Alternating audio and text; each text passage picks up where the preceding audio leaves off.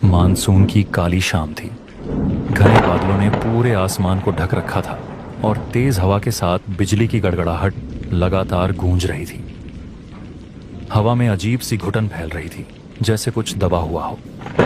नवलपुर गांव की सीमा पर एक पुराना घर था।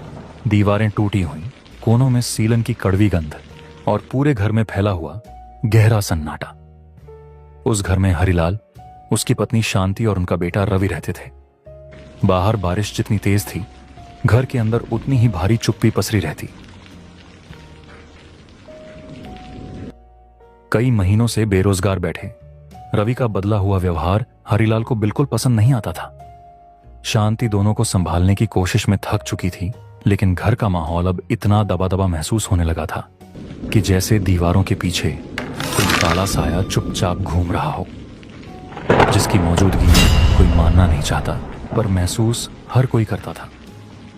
धीरे धीरे घर की हवा तक भारी लगने लगी, मानो समय खुद वहां ठहर गया हो, और उस ठहरे हुए सन्नाटे में हर कदम की हल्की सी आहट भी किसी अनकही दास्तान जैसी प्रतीत होती थी। रवि, अब बहुत हो गया।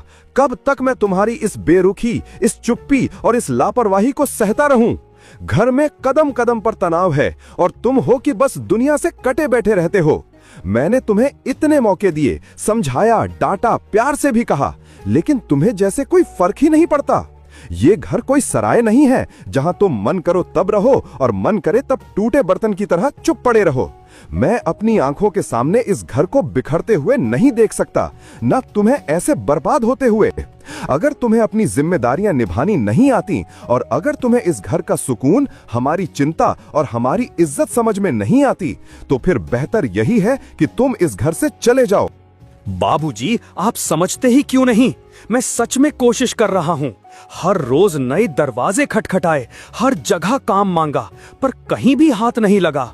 मैं यूं ही बैठा नहीं रहता, हालात बस साथ नहीं दे रहे। आप हमेशा यही मान लेते हैं कि गलती मेरी है, पर क्या कभी एक बार मेरी बात पूरी सुनने की कोशिश की है? मुझे भी ये घर उतना ही अपना लगता है जितना आपको, पर आपकी बातों से आज ऐसा लग रहा है जैसे मैं इस छत के नीचे बोझ बनकर रह गया हूं।